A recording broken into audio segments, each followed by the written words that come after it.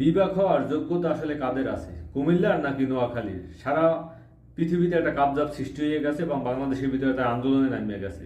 এ বলতেছে আমাকে বিভাগ দাও, ও বলতেছে আমাকে বিভাগ দাও। কিন্তু বিভাগ হওয়ার পূর্ব শর্ত হিসেবে কারা আসলে এগিয়ে আছে? কুমিল্লাবাসী এগিয়ে আছে নাকি নোয়াখালীবাসী এগিয়ে আছে?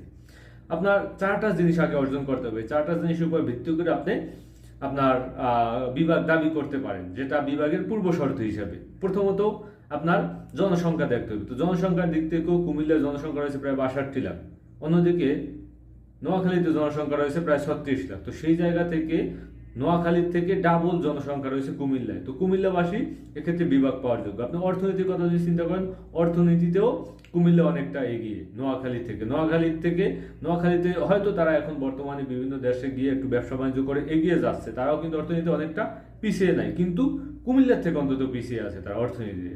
তারপর যদি কমিউনিকেশনের কথা যদি আপনি চিন্তা করেন, যে জায়গায় যোগাযোগ ব্যবস্থার যে উন্নতি, যোগাযোগ ব্যবস্থায় রাস্তাঘাটের কথা যদি চিন্তা করেন, কুমিল্লা আপনার অনেকটা এগিয়ে নোয়াখালীর থেকে। তারপর যদি ইনফ্রাস্ট্রাকচার চিন্তা মানে ডেভেলপমেন্টের কথা যদি চিন্তা করেন, সেখানেও কুমিল্লার থেকে মানে নোয়াখালীর থেকে কুমিল্লা অনেকটা এগিয়ে আছে। আমি যদি আপনাদেরকে একটু তথ্যের কথা চিন্তা করি, যে নোয়াখালী এখন পর্যন্ত সিটি কর্পোরেশন হয় নাই, সে জায়গায় অনেক আগ থেকেই আপনার কুমিল্লায় কিন্তু সিটি কর্পোরেশন, সেই অনুযায়ী কিন্তু তারা এগিয়ে আছে।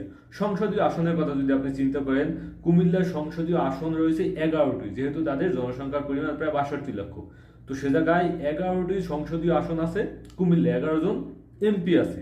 সে জায়গায় নোয়াখালীর কথা যদি চিন্তা করেন, তাদের আছে 6টি, প্রায় অর্ধেক।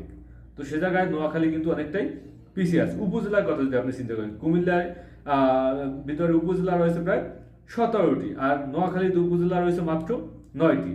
পৌরসভার কথা যদি আপনি চিন্তা করেন, কুমিল্লার পৌরসভার সংখ্যা 9টি, নোয়াখালীর পৌরসভার সংখ্যা আছে 8টি। ইউনিয়ন পরিষদের কথা যদি আপনি চিন্তা করেন, কুমিল্লার ভিতরে ইউনিয়ন পরিষদের সংখ্যা 193টি, অন্যদিকে নোয়াখালীতে মাত্র 93টি, মানে 100টা ইউনিয়ন কুমিল্লার ভিতরে বেশি আছে।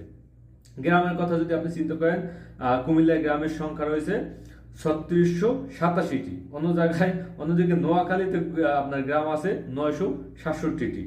তারপর যদি আপনি সেনানিবাসের কথা চিন্তা করেন, নোয়াখালীতে কোনো সেনানিবাস নাই, কুমিল্লায় অলরেডি একটি সেনানিবাস আছে। ইপিজেটের কথা চিন্তা করেন, সে জায়গায় কুমিল্লায় একটি ইপিজেট আছে, নোয়াখালীতে কিছু নাই।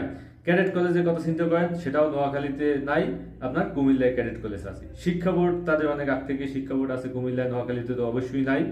মেডিকেল কলেজের কথা যদি চিন্তা করেন, মেডিকেল কলেজ কুমিল্লায় একটি আছে, নোয়াখালীতে নাই। বাংলাদেশ সার্ভ ইনস্টিটিউটের কথা চিন্তা করেন, সেটাও আছে কুমিল্লায়, নোয়াখালীতে নাই। পাবলিক বিশ্ববিদ্যালয়ের কথা যদি আপনি চিন্তা করেন, সেখানে কুমিল্লায় আছে একটা, নোয়াখালীতে আছে একটা। আর্মি মেডিকেল কলেজ, সেটাও কুমিল্লায় একটা আছে, আপনার নোয়াখালীতেও